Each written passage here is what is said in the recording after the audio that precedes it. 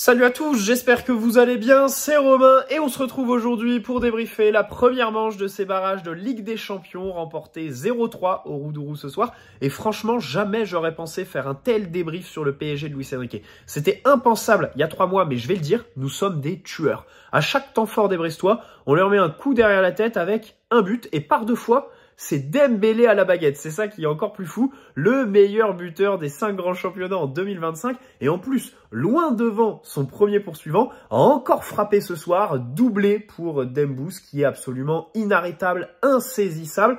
Et le PSG qui nous régale encore avec un match très sérieux. Pas de but encaissé. Ça aussi, je le souligne parce que sur nos 10 derniers matchs, le seul clean sheet, c'était au Mans la semaine dernière. On encaisse à chaque fois. Là, ce soir, il y a 3 poteaux pour Brest. Bon, il y a des moments où on serre un petit peu, notamment sur les corners, quand il nous canarde de centre, mais ça passe.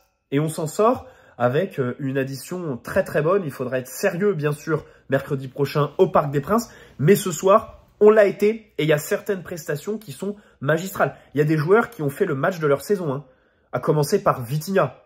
Vraiment exceptionnel ce soir. Au-delà du but et du petit numéro en première mi-temps. Limite, le numéro, c'est le moins impressionnant.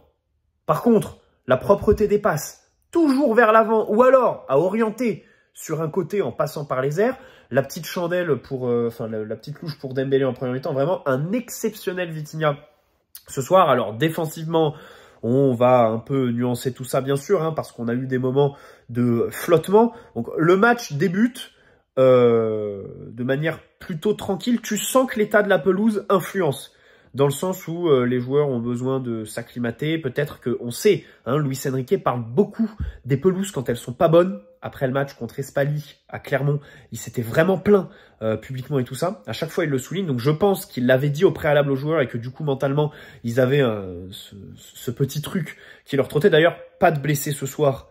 Donc c'est évidemment une bonne nouvelle, à la limite du miracle, vu justement l'état de la pelouse en question. 13e minute, Donnarumma se fait peur avec ce dégagement sur la tête d'Ajorc après Marquinhos qui lui met une passe facile, qui le met un peu en danger. Et donc Donnarumma qui cherche l'axe Nuno Mendes avec Ajorc qui se met dans sa course. Derrière, 21e. Alors, très belle action. Les buts, en fait, sont le résultat vraiment du contexte collectif, en fait, de tout ce qui est mis en place. Le premier, c'est ce contre-pressing parfaitement exécuté avec Achraf Hakimi qui récupère. Aussi, notons quelque chose d'un peu nouveau qui fait que ce PSG du mois qui vient de s'écouler est très plaisant, la projection des milieux dans la surface. Là, tu as Neves qui est dans les 6 mètres, en fait, qui envoie une frappe. Bon, alors au préalable, il y a aussi la feinte de Dembélé, et puis après, un refrappe. Et là, Lesmelou, je ne sais pas ce que faisait le VAR ce soir. Peut-être qu'ils étaient dans la pub de Burger King à s'enfiler des giga steakhouse, parce que vraiment, le péno, une évidence, il faut 2 minutes pour le siffler. Vraiment, je comprends pas. Et en plus, dire à l'arbitre d'aller voir l'écran, je comprends pas, parce que voilà, enfin, le VAR peut lui dire siffle directement. Bon, alors le but de Doué en deuxième mi-temps, c'est peut-être moins évident. Ils ont peut-être la nécessité de voir plusieurs ralentis, mais quand même, là, ça prend bien 3-4 minutes. Bref, encore une prestation arbitrale un peu lamentable dans les délais qui sont toujours incompréhensibles. Donc le penalty est bien sifflé, très évident. Comme je l'ai dit, résultat du contre-pressing et de la présence dans la surface. Hein. On rappelle qu'en première partie de saison, il n'y avait pas autant de monde dans les 16 mètres adverses. Et évidemment, parfaitement exécuté par Vitinha. Il n'y a pas de secret, hein. Tirer les pénaltys aussi bien, je pense qu'on se rapproche du meilleur tireur de pénaux au monde avec Vitinha, tout simplement, parce que je crois qu'il ne regarde pas le ballon une seule fois pendant ses courses. Déjà, contre Lyon, ça m'avait choqué. Il y avait aussi eu Lille en tout début de saison. Je crois que ses yeux ne quittent pas le gardien, en fait, pour prendre l'indice. Et c'est vraiment ça, quoi. C'est exceptionnel. Donc, on sait qu'en début de saison, le fait qu'on attribue les pénaux à Vitinha avait été le sujet de tension avec Dembélé. Aujourd'hui, certains diront, Dembélé, quand on voit qu'il affole les compteurs, avec les pénaltys, il serait bien plus haut et ça gonflerait les stats en vue d'un potentiel classement au Ballon d'Or, par exemple. Je dis pas Ballon d'Or parce que c'est un peu ridicule aujourd'hui, mais en vue, voilà, d'un potentiel top 30 au BO en fin d'année. Certains diront ça. Moi, je préfère dire, le staff technique les voit tous les deux à l'entraînement tous les jours. Et évidemment, Vitinha est insaisissable dans l'exercice. Enfin, je pense qu'il est meilleur que Dembélé. Pourtant, Dembélé les tire bien. Hein. Il les tire pied droit, à chaque fois en force, bien placé. Mais c'est la technique de Vitinha, l'espèce de Paradinha un peu revisité parce qu'il n'y a pas vraiment de pause. Il y a un peu moins de pause que dans la course de Neymar. C'est une course au ralenti, mais en attendant le mouvement du gardien. Alors que Neymar, notamment au début de sa carrière, parce qu'après ça avait été interdit de faire une pause au dernier moment, c'était vraiment je cours, je m'arrête, je prends l'info et je tire. C'est assez différent. Question intéressante aussi à poser à Vitinha lors d'une prochaine interview, c'est est-ce qu'il s'est entraîné avec Neymar pendant l'année qu'ils ont passé ensemble? Évidemment que pour les tirer comme ça, il a regardé des vidéos de Neymar. Mais est-ce que les deux prenaient du temps après les entraînements? Ce serait beau en fait. Ce serait une belle histoire parce que on sait tout ce qui est sorti de leur relation dans les médias, donc à savoir Neymar qui torpillait Vitinha à l'entraînement et en match. D'ailleurs, même publiquement, il le faisait, notamment contre Monaco, février 2023. Mais au-delà de ça, voilà, ce serait beau d'avoir Vitinha qui nous dit « Bah oui, Neymar, il m'aidait à l'entraînement ». Bref, je suis évidemment pour les histoires comme ça. J'aime ce genre d'anecdote et je la veux. Si je croise Vitinha dans la rue, c'est la première question que je lui pose. Donc voilà, bon, péno parfaitement exécuté. Ensuite, à la 40e minute, je me dis vivement la mi-temps. Et au final, avant la pause, on réussit à doubler la mise sur cette sortie de balle absolument exceptionnelle qui part de Fabien Ruiz. Alors, je le note parce que juste avant, l'horrible Fabien Ruiz m'a dégoûté. Mais vraiment, hein, sa première mi-temps, déjà, je crois que ses 3-4 premiers ballons, c'est rendu à Brest. Mais vraiment, c'est des passes trop molles. C'est des duels où il se fait valser et où le Brestois récupère facilement. Les défenses avec Nuno Mendes sur le côté où les deux sont vraiment voilà, des portes de saloon, c'est assez exceptionnel. Bon, là, voilà, il a le flair de remettre le ballon devant et puis ensuite, bien sûr, tout le monde est impliqué dans cette action sensationnelle qui trouve du coup Dembouz à la toute fin. 2 minutes avant, on fait une relance tout aussi belle, mais Dembélé la bousille en faisant une mauvaise passe à la fin. Et là, du coup, c'est lui qui la bonifie 2 minutes après, donc il se rattrape bien sûr avec... Alors, c'est pas la spéciale Mbappé, mais quand tu le vois arriver côté et fermer son pied pour aller chercher le premier poteau, bon, t'es obligé de penser à son compère. Pareil, est-ce que il a bossé avec Mbappé à l'entraînement ce geste, parce qu'il l'exécute parfaitement juste avant la mi-temps. C'est très bien parce que vraiment juste avant on se fait vraiment peur, hein. Donc l'action, le poteau d'Hakimi avec le débordement sur Nuno Mendes au préalable, mais à ce moment-là je me dis mais c'est pas possible qu'à chaque match de Ligue des Champions il faut que Nuno se fasse piteusement déborder. C'est Camara ou Sima sur cette action, je sais plus. Mais du coup, voilà, Hakimi qui est à 2 doigts de nous mettre contre son camp digne de Tété au Parc des Princes lors du 5-0. C'était quand? C'était 2018 ou 2019, je sais plus. Je crois que c'était septembre 2018. Le fameux contre son camp exceptionnel. Là, vraiment, Hakimi, on était à 2 doigts de ça. Le corner, donc suite à la grosse action de Sima qui prend le dessus sur Pacho, après un marquage préventif de Marquinhos un peu guignolesque, et derrière, sur le corner, Marquinhos toujours dans les mauvais coups, qui lâche son marquage, donc qui est le même Sima qui trouve le poteau. Bon, c'est vrai qu'à chaque fois, il y a un autre corner aux alentours de la 40e qu'on essaye de sortir tant bien que mal. C'est vrai que c'est un peu compliqué. Voilà, Ajorc aussi qui réussit à reprendre les ballons, se retourner, poser le jeu, jouer en relais. Et puis au retour des vestiaires, les Brestois, franchement, faut aussi leur rendre hommage. J'ai aucun scrupule à voir le PSG être ce genre d'équipe, parce que c'est évidemment ce qu'il faut pour gagner la Ligue des Champions. C'est super que ça tombe à ce moment de la saison, parce que en fait, c'est le moment clutch. Évidemment, quand on a vécu ce qu'on a vécu sur la première phase, on prend, tu vois, voilà, et on n'a vraiment aucun scrupule. Mais c'est vrai que les Brestois ne déméritent pas. En face, tu ouvres le score, ensuite ils ont un moment de domination, tu doubles la mise avant la pause, ils reviennent des vestiaires, ils ont de bonnes intentions, ils jouent bien, ils se créent moins d'occasions franches qu'avant la pause. Hein. Mais voilà, tu les tues. Alors avec ce but de Doué qui est refusé, c'est dommage parce que ce but, il était vraiment beau. Pareil, c'est un but qui illustre bien ce nouveau PSG, enfin ce nouveau PSG, non, mais ce PSG 2025, à savoir un Luis Enrique qui a mis de l'eau dans son vin. Et maintenant, sur les relances, on joue de manière beaucoup plus verticale. Voilà, avec des passes beaucoup plus instinctives, beaucoup moins de touches, à part quand c'est Lee Kang-in qui mène le contre. Hein, l'action à la 80e, je lui en veux encore. Mais voilà, ce but de Doué est vraiment sympa parce que c'est un PSG voilà, qui part en contre tout de suite, pas de chichi dans la tête, voilà, il n'y a pas de consignes qui viennent te brider, chut, tu y vas, terminé. Et c'est de bon augure parce que, on le sait très bien, les deux équipes qu'on affrontera si on se qualifie, c'est Liverpool ou le Barça. Et typiquement, le but de Doué, c'est le genre de but que tu dois marquer en fait contre ces équipes. Si elles ont des défauts, le Barça et Liverpool, c'est peut-être les espaces qu'elles laissent derrière. Alors du coup, pour le Barça, il joue très bien le hors-jeu. Et Barcola, faudra qu'il fasse attention. Enfin, Barcola comme Dembélé. Ça, je le sens gros comme une maison que si on affronte le Barça, on va avoir une tonne de hors-jeu parce que voilà, devant, bon, ils sont un peu... surtout Dembélé. Surtout Dembélé, quand il est faux neuf, il fait pas attention et il est assez souvent en jeu. Pas ce soir, mais sur d'autres matchs. Donc voilà, ce but hors jeu, c'est vrai que je trouve qu'il illustre pas mal de choses et je voulais m'arrêter dessus, même si du coup, il vaut rien. Barcola qui fait encore marquer un partenaire. À défaut de marquer sur son duel après, là, oh, le duel que João Neves lui offre sur une super passe là, qui tire comme ça sur le gardien, franchement j'étais un peu déçu.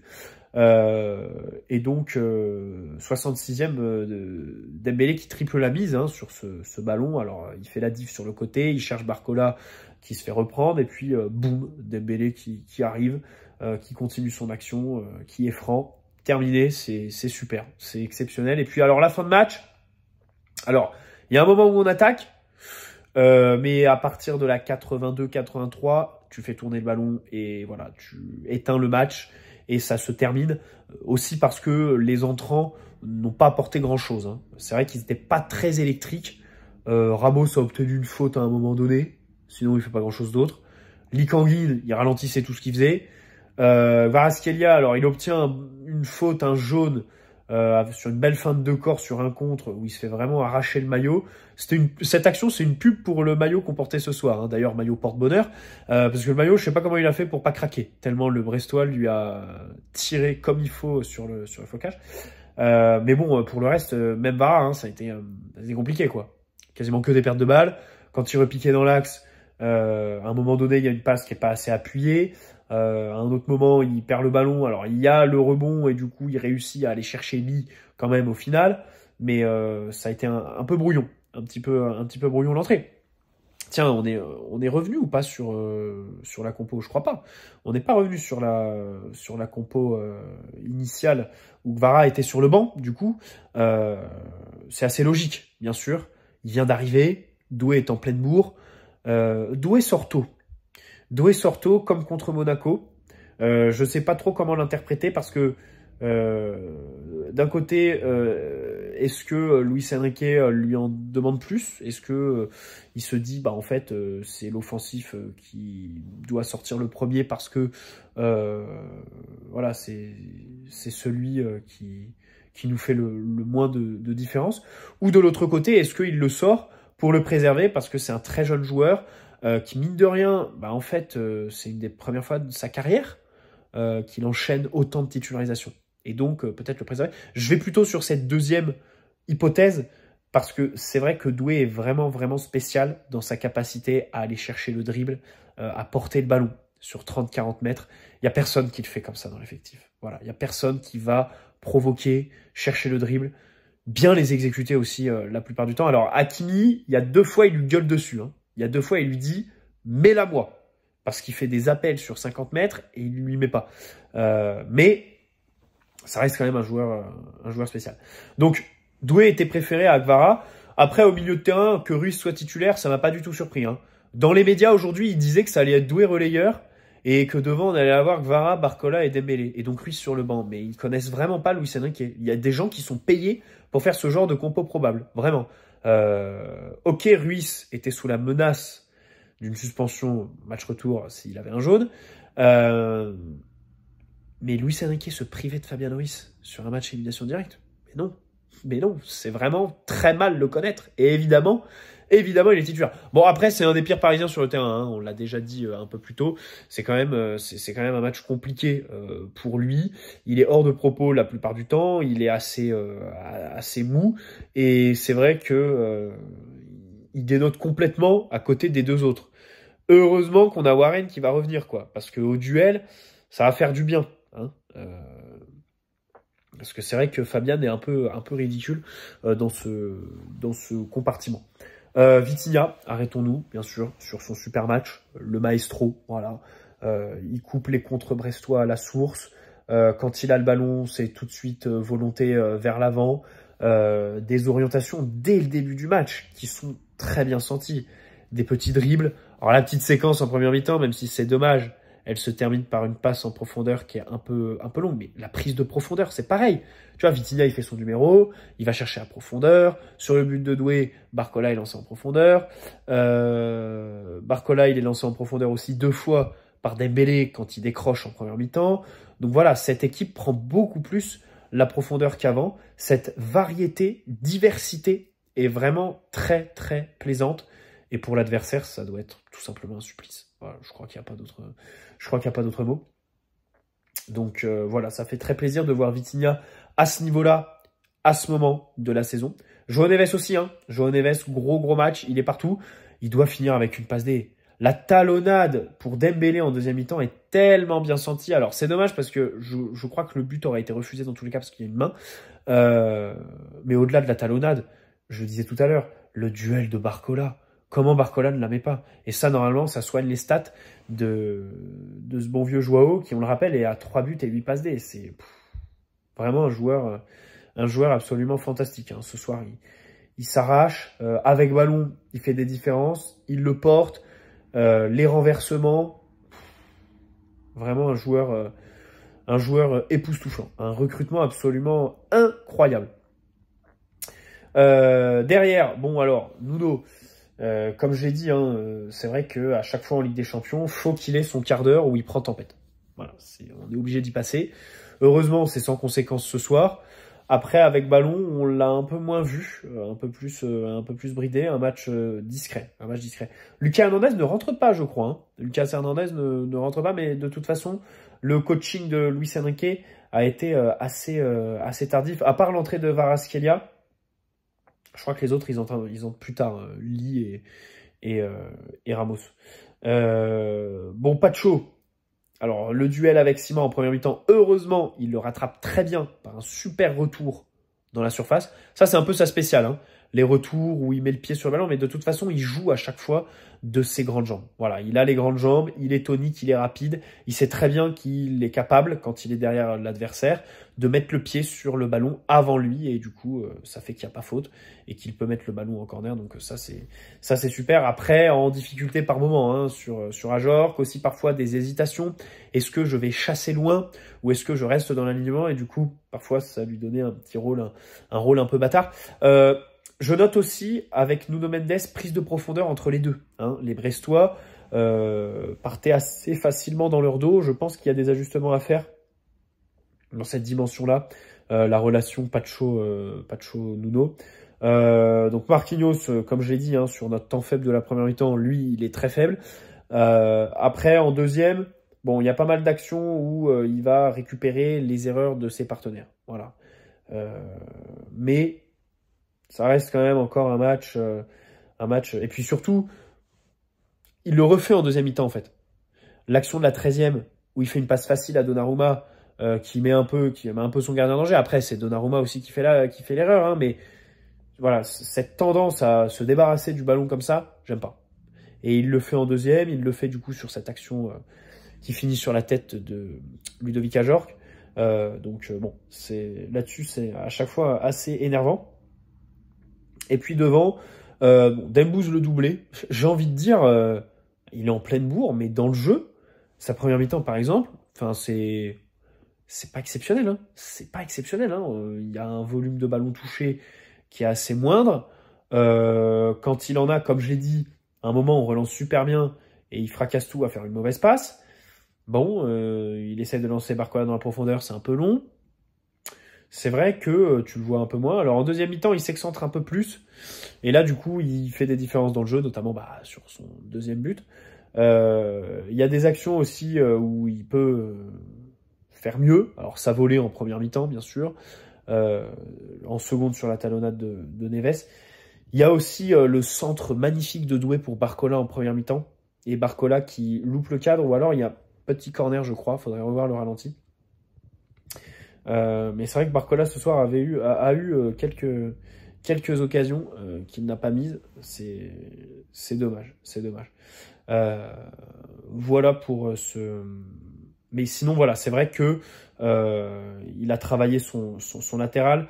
Kenny Lala, hein, qui est pas forcément un latéral facile à affronter, parce que c'est vrai que il est plutôt rapide. Voilà.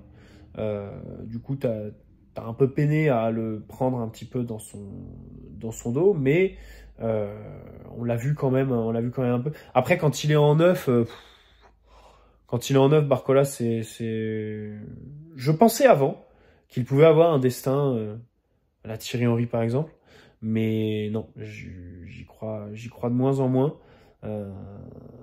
Il est beaucoup mieux sur un côté quand il a le jeu face à lui et qu'il est capable de prendre la profondeur. Voilà. Et puis Désiré Doué, comme je l'ai dit, hein, Désiré Doué, les efforts, c'est assez exceptionnel. Et puis avec ballon, voilà, il est là. C'est un des seuls qui va aller titiller. En plus, là, il avait des boulevards sur les côtés parce que c'est dommage. Les Brestois se sont défilés en première mi-temps. Ils ont renié leurs principes. Voilà, ils nous ont attendus et au final, ça a donné ce penalty concédé par Lesmelou. C'est assez regrettable. Bon, ils ont fait l'erreur de changer leurs principes parce que ils se sont dit sur les deux matchs, bon, il faudrait au moins qu'on assure ce soir. C'est comme ça. Bref, samedi, match à Toulouse. D'ici là, bien sûr, on va revenir sur ce match contre Brest. L'ambiance m'a un peu déçu. Au Roudourou. Alors, il était plein le stade. Hein. Ça annonçait qu'il n'allait pas l'être parce que horaire bizarre et tout ça. Mais finalement, il l'était. Bon, c'est un peu toujours le même chant. Au Brestois aller, ou je sais plus, je sais plus. Merde. Mais ils l'ont dit tellement de fois que bon, à la fin, ça cassait un peu la tête. On entendait aussi pas mal des Parisiens qui étaient 900, qui ont craqué les fumigènes et tout ça avant le match. Donc ça fait plaisir. Et bien sûr, au parc la semaine prochaine, on aura et le billard en guise de pelouse et des tribunes en folie avec évidemment une ambiance des grands soirs. Bref, bonne soirée à tous. N'hésitez pas à poser un like si cette vidéo vous a plu, vous abonner si ce n'est pas déjà fait. Et du coup, on se retrouve demain ou après-demain pour revenir sur ce PSG Brest. Ciao les amis, prenez soin de vous.